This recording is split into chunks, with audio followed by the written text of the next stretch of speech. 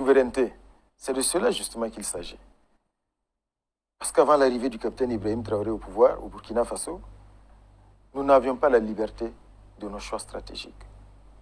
Ça veut dire que ce sont les maîtres, ceux qui ont toujours dominé, exploité notre pays, ceux qui ont toujours su imposer à la tête de nos États ce qu'ils veulent pour perpétuer leur domination, qui nous disaient, voici lui c'est un bon ami, vous pouvez aller avec lui. Ah lui, non, non, non, vous ne pouvez pas aller avec lui parce que non, ce n'est pas un ami. Soit on est indépendant ou on ne l'est pas. Aujourd'hui, nous assumons nos choix stratégiques. Nous ne demandons à personne l'autorisation d'aller coopérer avec un pays, que ce soit la Russie, que ce soit, je ne sais pas moi, la Turquie, la Corée du Nord, la Chine. Ce sont des décisions fondées sur un seul étalon de mesure, c'est l'intérêt du peuple burkinabé. Et aujourd'hui, comme nous l'avons dit, c'est l'intérêt du peuple burkinabé qui guide nos choix stratégiques. Aujourd'hui, la Russie est un pays partenaire du Burkina Faso, on ne s'en cache pas. C'est un pays partenaire du Mali, du Niger, on ne s'en cache pas. Parce que nous sommes un pays libre, nous assumons nos choix. Et là où nous pensons que les intérêts stratégiques du Burkina Faso se trouvent, c'est là-bas que nous allons aller. Il n'est pas question aujourd'hui d'avoir peur de qui que ce soit, voilà, dans nos choix stratégiques sur le plan de l'orientation diplomatique. Et c'est ce que vous voyez d'ailleurs sur le terrain. Alors, effectivement, vous faites bien donc d'aborder cette question de la sécurité alimentaire, parce que c'est un objectif qui est cher au chef de l'État.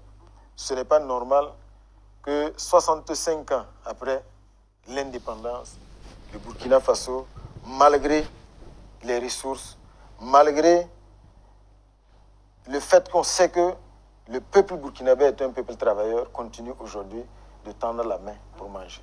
C'est une question de dignité. Et je pense aujourd'hui que notre génération doit le ressentir comme une honte de tendre la main pour manger. C'est ce qui a justifié donc le lancement de cette offensive agro-pastorale et halieutique, mais aussi de l'initiative présidentielle pour la sécurité alimentaire.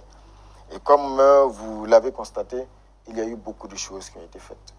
Que ce soit sur le plan des réformes, pour une bonne maîtrise des intrants, avec la création de la société burkinabé des intrants et matériels agro-pastoraux, avec également la restructuration de la SONAGES, avec un certain nombre d'actions fortes sur le terrain en termes de mécanisation, les labours gratuits, les aménagements qui ont été donc réalisés, des centaines d'hectares qui ont été réalisés en peu de temps.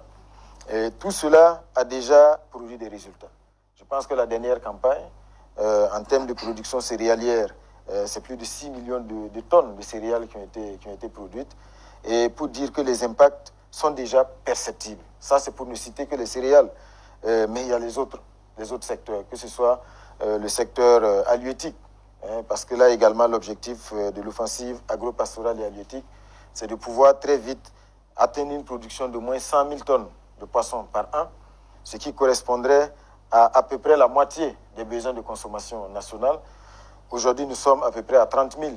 C'est pour vous dire un peu l'effort que nous sommes prêts donc, et que nous avons engagé pour pouvoir atteindre le plus rapidement possible au moins la moitié donc, des besoins de consommation interne. Au-delà de cela, il y a aussi de vastes opérations qui ont été menées dans le domaine animalier, avec de vastes campagnes de vaccination pratiquement inédites.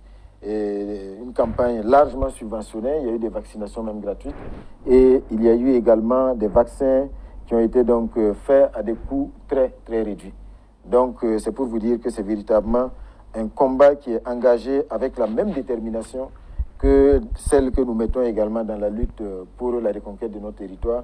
L'objectif étant le plus rapidement possible de faire en sorte que le pays puisse sortir de la spirale de la faim. Parce que nous sommes convaincus d'une chose, résoudre le problème de la faim, c'est résoudre beaucoup d'autres défis. Parce que la faim, on peut dire que c'est aussi la mère de beaucoup d'autres problèmes. Donc, très rapidement, on va pouvoir donc amplifier la dynamique qui est déjà en cours. Je pense que vous voyez le ministre d'État, ministre en charge de l'Agriculture, qui court sur le terrain, avec l'ONBA qui a été ressuscité et surtout qui a été opérationnalisé dans le but de travailler à la maîtrise de l'eau. Parce qu'il est illusoire de penser qu'on peut régler la question de l'insécurité alimentaire sans résoudre la question de la maîtrise de l'eau. L'ONBA est sur le terrain, il y a déjà quelques chantiers qui ont été lancés.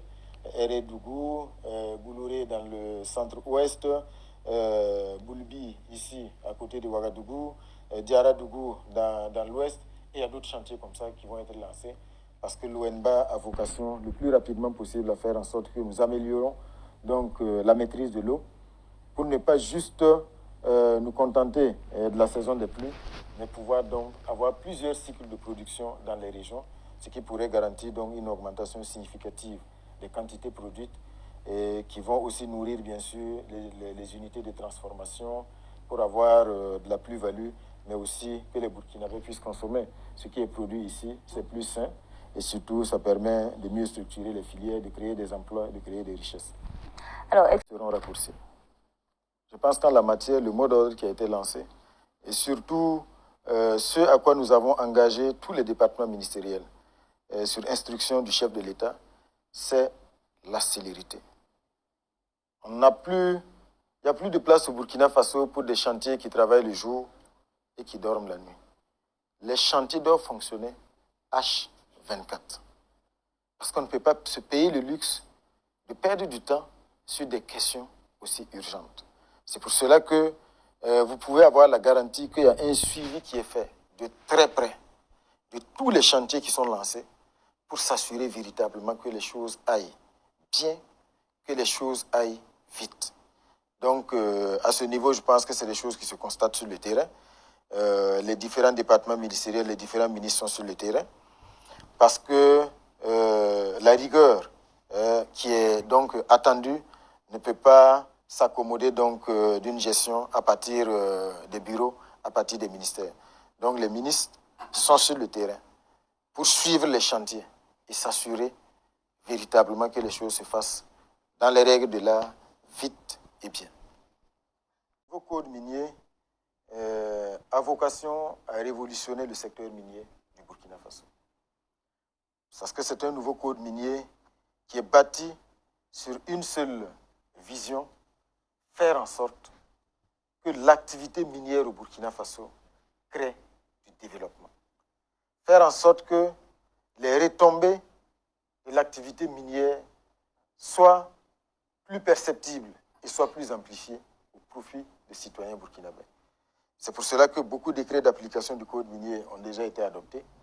Et quand vous regardez, aujourd'hui, tout est mis en œuvre pour que toutes les exploitations minières du Burkina Faso profitent avant tout au peuple burkinabé.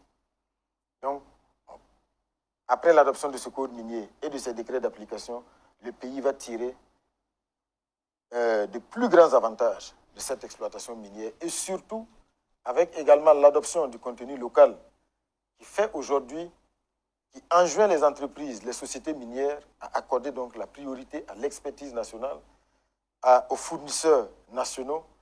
Ça devrait créer un écosystème beaucoup plus favorable au développement du Burkina Faso. Et on devrait voir davantage les retombées de l'exploitation minière du Burkina Faso afin que ce ne soit pas juste les conséquences que les populations subissent, mais que véritablement elles puissent sentir que les minéraux qui sont exploités profitent véritablement à leur pays. C'est une vision. Parce qu'aujourd'hui, il y a la société de participation minière du Burkina qui a été créée, la SOPAMIB, et qui a déjà récupéré, racheté deux mines industrielles, notamment donc Bungu et Wagnon, et ça va se poursuivre. Parce qu'au-delà donc des mines industrielles, on a aussi le domaine du semi-mécanisé, dans lequel aujourd'hui on s'investit. L'objectif, c'est toujours vraiment d'optimiser les retombées de l'exploitation minière pour le Burkina Faso. Et je peux vous assurer que on n'a pas encore véritablement atteint le rythme de croisière de l'exploitation de ces mines que l'État a acquis au profit du peuple burkinabé. Mais c'est sûr que très rapidement, on se rendra compte que quand on se donne les moyens nous-mêmes d'exploiter nos mines, et Dieu sait que nous avons les moyens, nous avons l'expertise, il n'y aura pas de commune mesure en termes de retombées, non seulement pour le budget de l'État, mais également pour les citoyens burkinabés. Alors, un commentaire par rapport à cette déclaration. C'est vrai qu'il y a déjà eu une réaction officielle à travers un communiqué du ministère des Affaires étrangères, mais tout ce que nous pouvons dire, c'est que c'était avec une grande surprise. Et nous avons donc découvert cette déclaration qui ne s'appuie sur aucun rapport. Et on est d'autant plus surpris que cela vient d'un général qui a plutôt vocation à gérer des questions militaires, notamment donc l'US Africom, dont il est le patron. Donc, c'était vraiment une grande surprise. Et ce qu'il faut dire déjà, c'est que ça n'a aucune chance de prospérer, cette manipulation. Parce que tout simplement, quand vous prenez le Burkina Faso aujourd'hui, grâce à la vision du chef de l'État dans le domaine de la production aurifère, c'est ce qui se passe, c'est du jamais vu. Pour prendre l'exemple de l'année qui s'est achevée, 2024, la Société nationale des substances précieuses, SONASPE, a collecté plus de 8 tonnes d'or en 2024. Le premier trimestre 2025, nous sommes à plus de 11 tonnes d'or déjà collectées. C'est une société d'État. Et aujourd'hui, la question qu'il faut se poser, parce que ces quantités d'or énormes qui sont collectées sont issues en grande partie de l'exploitation artisanale. Posez-vous la question, où est-ce que cet or partait? Et nous sommes convaincus que ces volumes d'or collectés au Burkina Faso sont encore, les marges de progression sont encore importantes. Donc il faut se demander déjà, alors toute cette quantité d'or, par quel circuit elle quittait le Burkina Faso? Aujourd'hui, tout est mis en œuvre pour que l'or du Burkina Faso profite au Burkina Faso. Pour la première fois, on est engagé dans un processus de constitution d'une réserve d'or au Burkina Faso. Et c'est pendant donc que tout ce travail est fait et produit des résultats significatifs visibles par le peuple burkinabé qu'il y a eu donc cette déclaration mensongère de la part d'un général qui cache mal sa volonté de manipuler et de diaboliser. Et vous souviendra, et nos aînés nous le disent, sous la révolution de Thomas Sankara, je pense que Thomas Sankara était victime de la même manipulation à une certaine époque.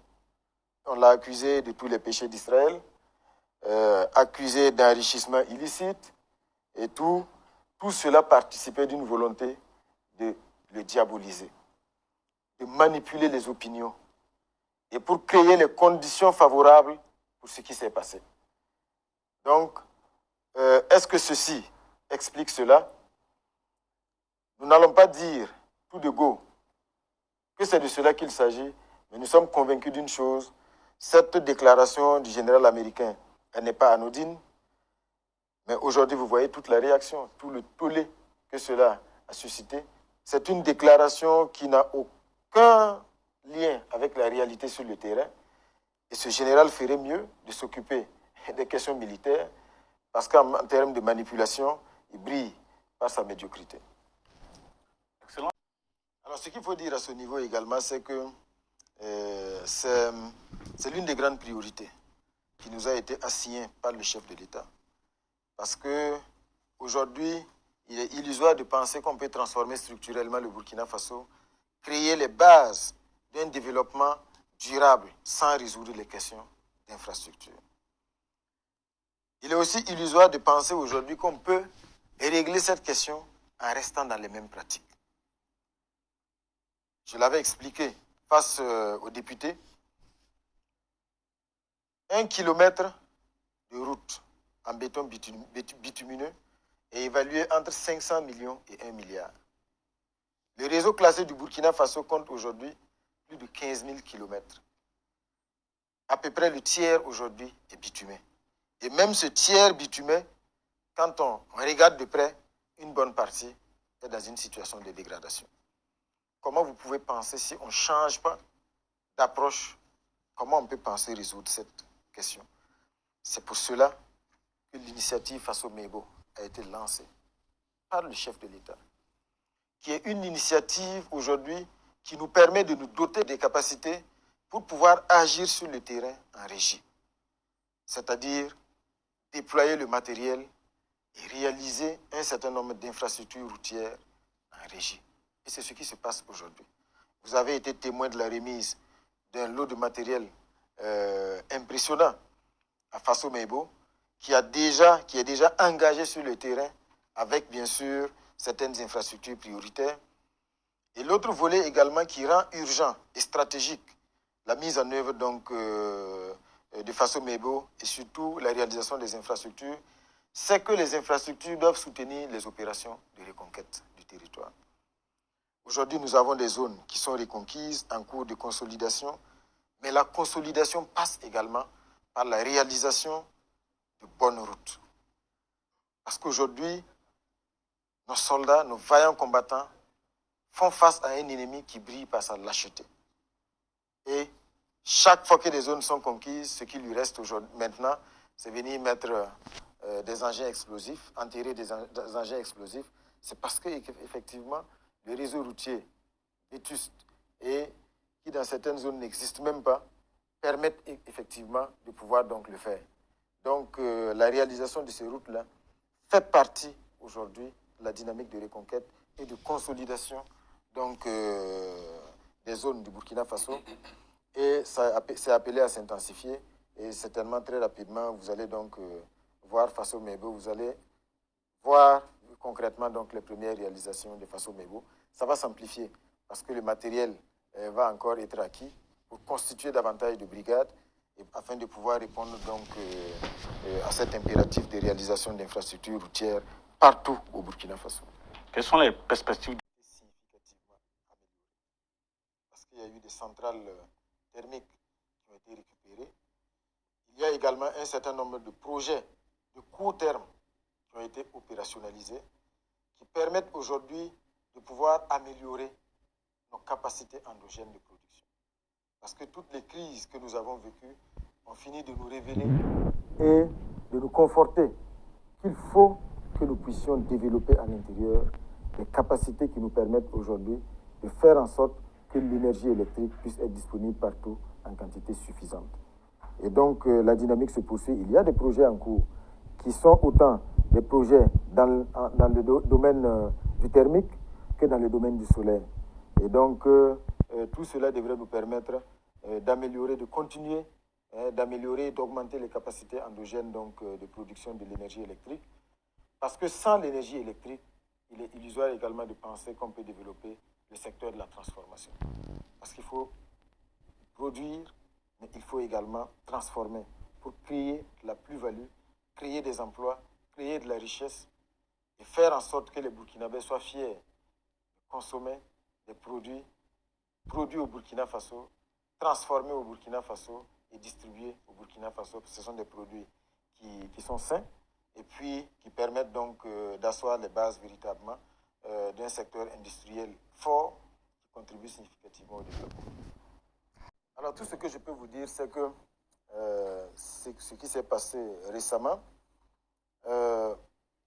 n'est pas à dissocier de ce qui a été rendu public, à savoir donc cette tentative de déstabilisation orchestrée qui a été déjouée. Parce que la concomitance des événements prouve qu'il y a bien sûr des liens directs. Parce qu'il y a des fake news, des fausses informations effectivement qui ont été distillées par les mêmes terroristes qui sont hors du Burkina Faso et qui ont laissé croire qu'il y avait des risques de pénurie, pour ne pas dire qu'il y avait des pénuries. Et vous savez comment fonctionne un peu le secteur des hydrocarbures et de la distribution. Vous savez, quand il y a une vague de panique qui naît, tout de suite le réflexe des consommateurs, c'est de se ruer vers les stations-service. Ce n'est pas juste de se ruer vers les stations-service, mais c'est de surconsommer. Parce que celui qui avait l'habitude de mettre juste peut-être 1000 francs de carburant ou 5000 francs ou 10 000. Il voudra faire le plein. Il voudra faire le plein, voilà, pour être sûr d'avoir du carburant pour longtemps.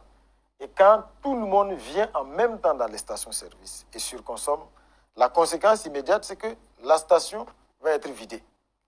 Jusqu'à ce que la station soit à nouveau ravitaillée, on a le sentiment effectivement qu'il y a une pénurie. Mais la pénurie ne peut être appréciée, ne peut être confirmée que si sur le territoire national, il n'y a pas de stock qui permette de répondre aux besoins, ce qui n'a jamais été le cas. Donc, c'est pour dire qu'aujourd'hui, les citoyens burkinabés doivent être sereins et surtout éviter de paniquer et de devenir des cibles faciles pour ceux qui manipulent. Parce qu'il suffit juste qu'une page, qui est même un avatar, qui brille dans la manipulation et dans la diffusion de fausses informations, crie à la pénurie, et puis certains qui n'ont pas suffisamment de recul sont prêts à courir tout de suite vers les stations avant de se rendre compte par après qu'il n'en est rien. Donc c'est pour dire aujourd'hui que tout est mis en œuvre au niveau donc, de la SONABI, mais aussi au niveau du ministère en charge du commerce et de l'industrie, sous les orientations des plus hautes autorités pour faire en sorte véritablement que le pays puisse continuer d'améliorer, bien sûr, ses stocks en termes d'autonomie. Alors, Excellence, on va rentrer. Traoré est arrivé, il y a eu des engagements et surtout une volonté plus affichée de pouvoir donc développer le secteur de la transformation, le secteur industriel. Et c'est ce qui se passe sur le terrain. Il y a beaucoup d'unités de transformation qui ont été inaugurées, que ce soit dans le domaine agroalimentaire, dans le domaine textile et dans d'autres secteurs. Bien sûr, la volonté aujourd'hui, la volonté politique, c'est vraiment d'encourager nos opérateurs économiques à s'investir dans ce secteur de la transformation. Parce que la base d'un développement durable, c'est cela. C'est pouvoir produire et transformer. Pour ne pas être dépendant des importations. Parce que vous savez, les importations, ce sont des devises qui sortent du pays. Donc, l'objectif aujourd'hui, c'est vraiment d'avoir un secteur industriel qui est fort. Cela passe par ce qu'on voit à travers les inaugurations, mais cela passe aussi par des réformes qui sont engagées aujourd'hui dans le secteur. Vraiment pour assainir, protéger le marché et faire en sorte véritablement à donner la priorité à la production et à la transformation locale. C'est ce qui va nous garantir aussi de pouvoir donc créer de la plus-value et surtout de faire en sorte que les acquis dans le domaine de l'offensive agro-pastorale et halieutique puissent être bonifiés par la transformation parce que ce qui est produit est transformé, il y a de la plus-value et puis bien sûr consommé et exporté. C'est ça la vision et donc c'est un secteur dans lequel également tout est mis en œuvre pour faire en sorte véritablement que nous ayons des capacités endogènes de transformation. C'est d'autant plus stratégique que vous l'avez vécu pendant la crise du Covid-19. Le prix du pain, à un moment donné, le pain était devenu pratiquement un produit de luxe. Et je pense que cette crise a révélé surtout nos vulnérabilités. Donc il nous faut mettre l'accent sur la production et la transformation endogène, et le secteur industriel est extrêmement important. Alors, Excellence, on va... Vous savez, le phénomène de l'inflation, il n'est pas propre au Burkina Faso. C'est lié aujourd'hui à tous ces chocs qui sont issus des bouleversements géostratégiques qu'on voit dans le monde, qui perturbent aujourd'hui les circuits d'approvisionnement, mais souvent liés également à certaines contingences. Parce que quand vous avez l'habitude d'importer l'essentiel d'un produit donné à partir d'un pays donné, quand à l'intérieur de ce pays, il y a des difficultés internes liées donc à la production et à la transformation de ce produit, bien sûr, la priorité, c'est de satisfaire les besoins internes avant d'exporter. Donc, il est clair que vous allez en subir donc, les conséquences. Donc, c'est ce qui explique en partie cette inflation. Et ce qu'il faut également savoir, que les prix des produits sur les marchés obéissent à deux schémas. Il y a des produits dont les prix sont fixés par l'État, régulés. Quand vous prenez le sucre, par exemple, et un certain nombre de produits de première nécessité. Mais il y a des produits dont les marges sont régulées. C'est la marge bénéficiaire qui est régulée. Donc, ça veut dire que le prix d'achat du produit à l'origine va influencer forcément le prix de cession au client. Parce que c'est la marge qui est régulée, ce n'est pas le prix de cession qui est régulé. Donc, cela dit, sur le terrain, il y a aussi des opérations de contrôle. Il y a la BMCRF qui déploie ses brigades sur le terrain et vous avez vu aussi des actions coup de poing parce qu'il faut le dire, il y a malheureusement également dans le circuit de distribution, on a un certain nombre d'acteurs qui brillent par des abus et surtout qui font tout pour entretenir de façon artificielle certaines tensions, certaines pénuries sur le marché pour maintenir la dynamique des prix à la hausse. Donc cela, bien sûr, est traqué par les brigades de la BMCRF plutôt, et ce qui permet d'engranger un certain nombre de résultats. C'est l'occasion aussi de mettre les consommateurs à contribution. Parce que souvent, en ne dénonçant pas certaines pratiques, on se rend complice de la pratique. Le prix du gaz, tout le monde sait combien coûte la bouteille de gaz, mais si vous êtes client et que vous partez à la boutique, on vous dit que la bouteille de gaz c'est 5 000 ou 5 500, le prix issu donc de la subvention de l'État, et que le boutiquier vous vend la bouteille à 8 000, et que vous l'achetez et vous partez à la maison, vous ne dénoncez pas le boutiquier, vous êtes complice également, bien sûr, de cette mauvaise pratique. Mais au-delà de ça, de façon stratégique, vous aurez remarqué donc la création de la société Fasoya, qui va être opérationnalisée bientôt, qui devrait permettre de pouvoir créer également des boutiques, créer un circuit de distribution d'un certain nombre de produits partout au Burkina Faso, afin de garantir leur accessibilité à des prix étudiés, et surtout de faire en sorte également de faire une sorte de péréquation, afin que le même produit soit accessible au même prix partout sur le territoire national. Donc avec l'opérationnalisation de Fasoyar et surtout l'opérationnalisation aussi de la Sonagès en tant que centrale d'achat, je pense que très rapidement l'État devrait avoir les cartes en main pour mieux réguler les prix d'un certain nombre de produits et ne pas laisser les clients et les consommateurs à la merci donc, des inflations qui sont souvent imprévisibles et souvent même qui sont inexplicables. Alors, on va... Je pense que la première explication, c'est la résilience du peuple burkinabé. Il est vrai qu'il y a un certain nombre d'indicateurs qui influencent bien sûr ce taux de croissance, la bonne campagne agricole, associée bien sûr à un certain nombre de facteurs. Mais le premier élément, c'est la résilience du peuple burkinabé. L'autre élément, c'est également, bien sûr, la vision et surtout ce sur quoi le chef de l'État nous a engagés, à savoir donc travailler à assainir la gestion, à assainir la gouvernance.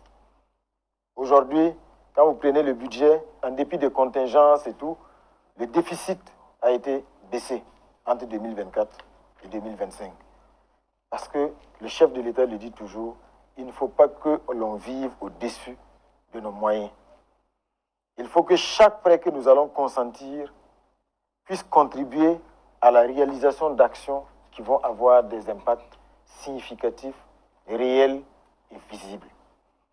Et je pense que c'est tout cela qui permet aujourd'hui d'assainir la gouvernance et surtout de faire en sorte qu'on mette des priorités. Le budget 2025, vous l'avez vu, c'est une première. Dans l'histoire du Burkina Faso, a été arbitré par le chef de l'État lui-même, qui s'est assuré que dans le budget, on a expurgé toutes les actions superflues, qui ont un caractère routinier, mais qui n'ont pas de résultats réellement visibles sur le terrain. Donc je pense que c'est tout cela qui nous permet aujourd'hui d'avoir une bonne dynamique de croissance. Mais comme nous l'avons indiqué, la croissance ne doit pas être juste une question de chiffres, c'est surtout l'impact réel dans la vie du citoyen burkinabé qui doit être l'étalon de mesure des progrès donc, que nous opérons. Excellence, quelle appréciation faites? Il faut saluer aujourd'hui le patriotisme du peuple burkinabé. Un patriotisme qui se voit à travers le fonds de soutien patriotique, qui pour 2024 a battu le record de 2023, parce qu'on a mobilisé près de 175 milliards de francs CFA, grâce aux contributions volontaires des Burkinabés, mais aussi grâce aux taxes et aux prélèvements qui ont été institués. Donc ça, c'est déjà un marqueur de l'engagement et du sursaut patriotique du peuple burkinabé. Et donc, face aux différentes restrictions, parce qu'il faut le dire aujourd'hui, le Burkina, à cause de l'option de souveraineté que nous avons prise, mais aussi du fait que nous refusons aujourd'hui le dictat et que nous refusons qu'on nous dicte ce que nous devons faire, fait face à des restrictions. Donc, tous les projets de transformation structurelle de notre pays, pour que ces projets-là aboutissent, nous devons d'abord compter sur nos propres ressources, sur nos capacités endogènes.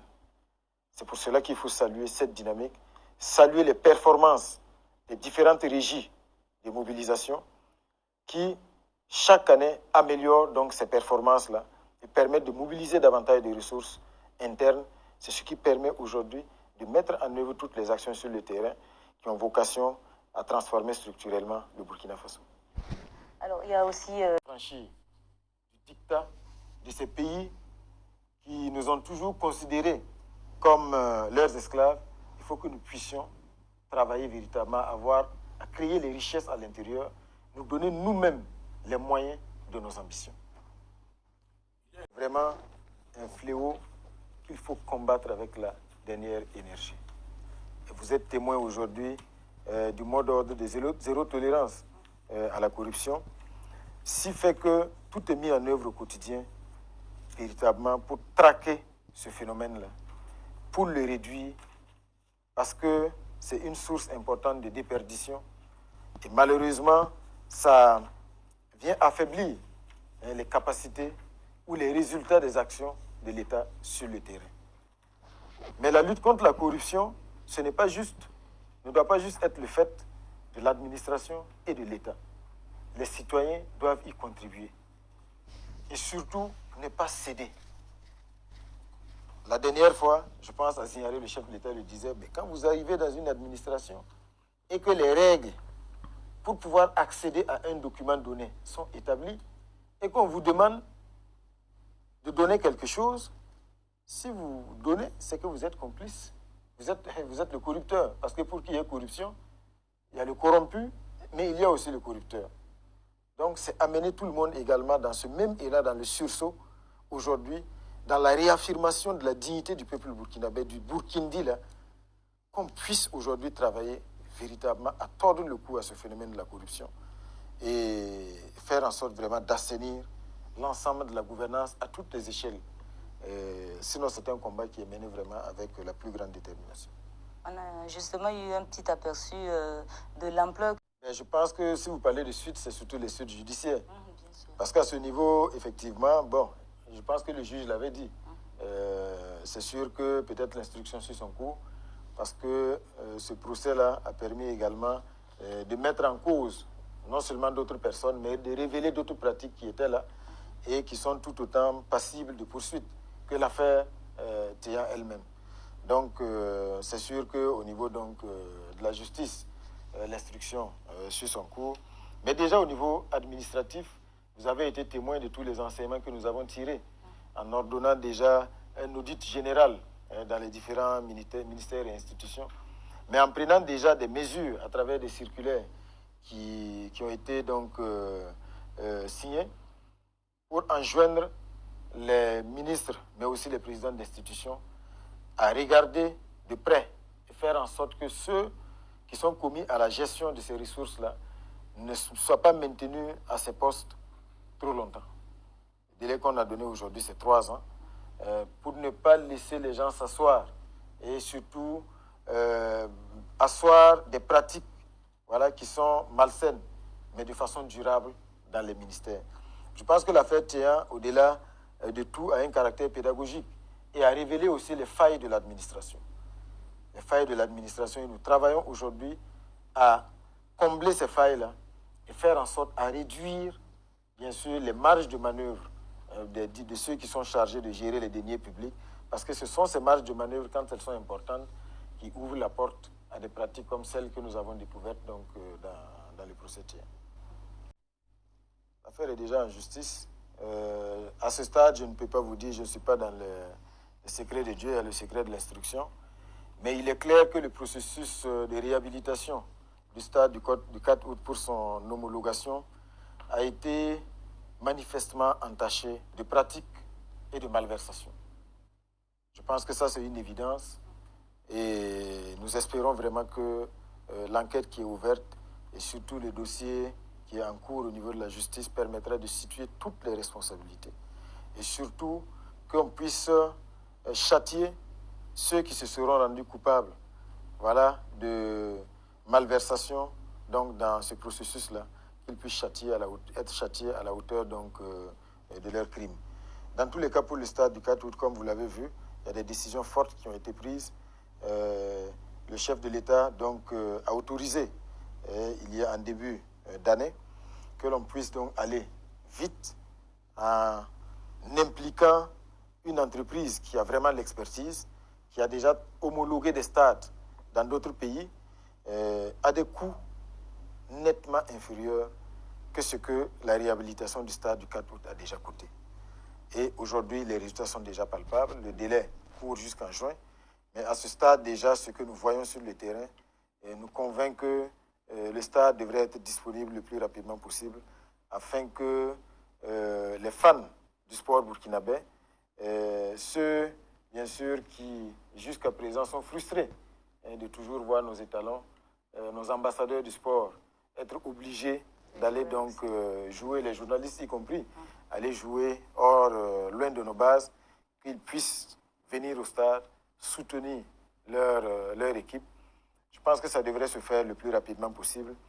Et ça ne va pas s'arrêter là, parce qu'en termes d'infrastructures sportives, il y a beaucoup d'autres projets qui sont en cours, que ce soit à Bobo-Dioulasso, que ce soit à Ouagadougou, pour réaliser des stades également modernes, et surtout qu'on puisse s'assurer vraiment que nos sportifs bénéficient de bonnes infrastructures. C'est également un facteur pour l'amélioration de leur performance. Nous y travaillons. Sinon, le dossier est en justice.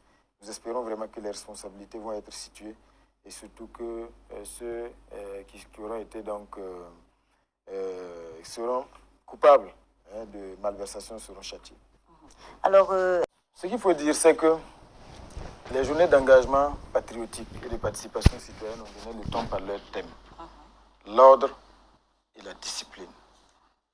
Aujourd'hui, il faut que tous les citoyens burkinabés, plus particulièrement la jeunesse, comprennent que rien ne peut se réaliser sans l'ordre et sans la discipline.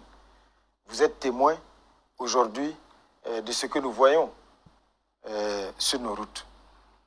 Prenez une ville comme Ouagadougou, les usagers brillent par la défiance du code de la route. Tout le monde brûle le feu, personne ne veut porter le casque. C'est vrai que la situation s'améliore progressivement, ce qui est à l'origine de beaucoup d'accidents.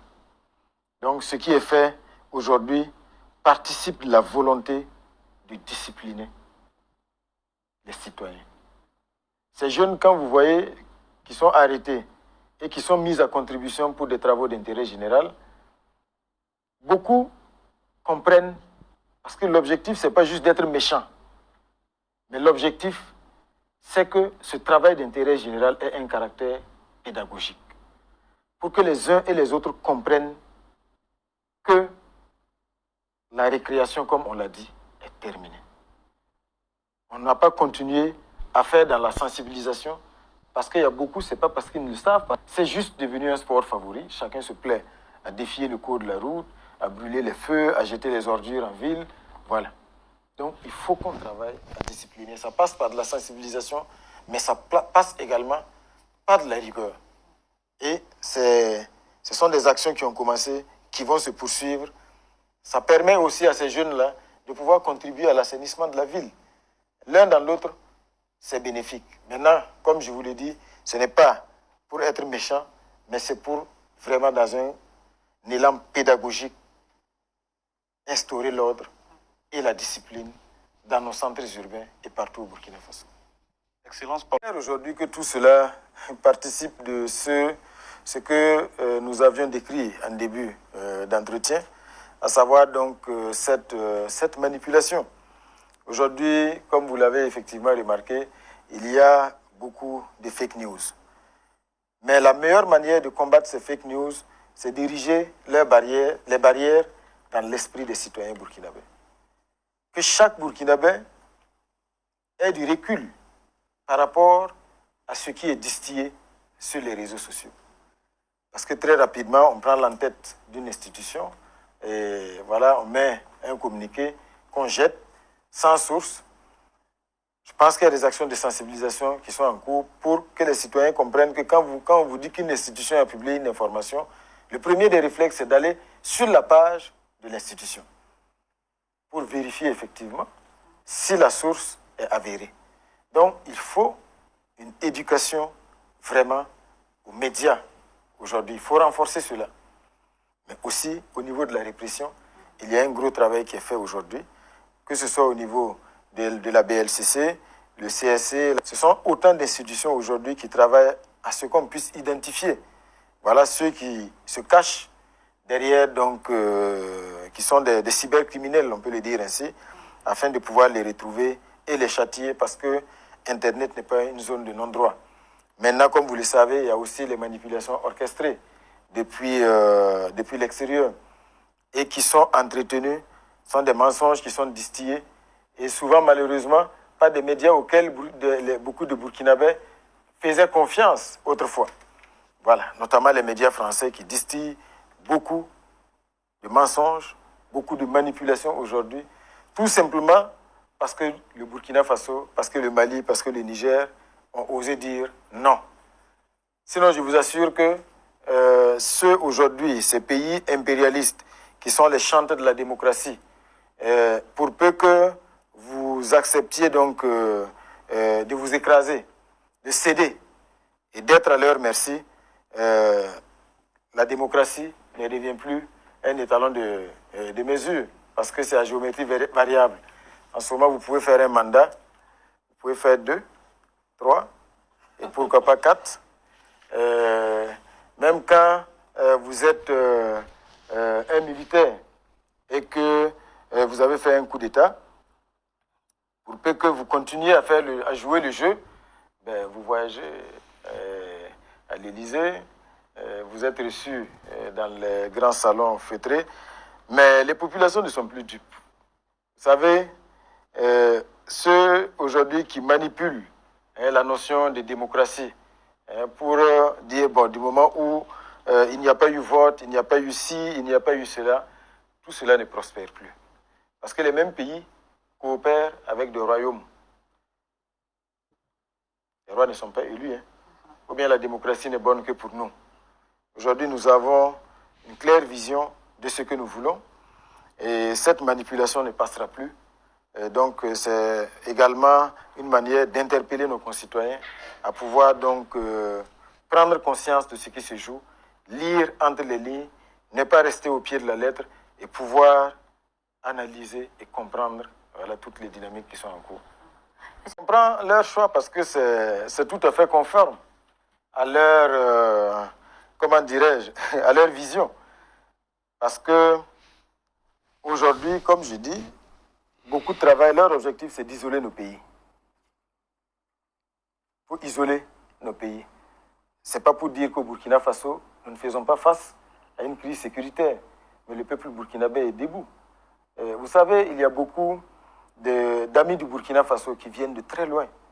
Et quand ils arrivent, la première des choses, le premier témoignage qu'ils font, c'est que si on avait écouté les médias, certains médias, on ne serait pas venus, notamment les médias français. Parce qu'ils dépeignent le Burkina Faso sous les traits d'un pays à feu et à sang, d'un pays où il n'y a aucune quelconque liberté. Voilà, donc ce n'est que du mensonge, ce sont des médias mensonges, ce sont des médias diaboliques. Le dessein funeste est connu, c'est juste manipuler les opinions pour isoler nos pays. Mais malheureusement, c'est voué à l'échec, parce que le Burkina Faso aujourd'hui, tous les jours, accueille des centaines, des milliers d'amis du Burkina Faso qui viennent de très loin et qui viennent constater que le Burkina Faso est un pays où il fait bon vivre. Je pense que les grands événements culturels qui continuent de s'organiser témoignent de cela. Et vous avez vu le dernier FESPACO, qui a été un succès total et retentissant et qui a réuni à Ouagadougou des festivaliers venus du monde entier. Donc c'est pour dire que tout cela, cela n'est pas à dissocier du fait aujourd'hui que tout est mis en œuvre pour briser la dynamique du Burkina Faso et tous les moyens sont bons.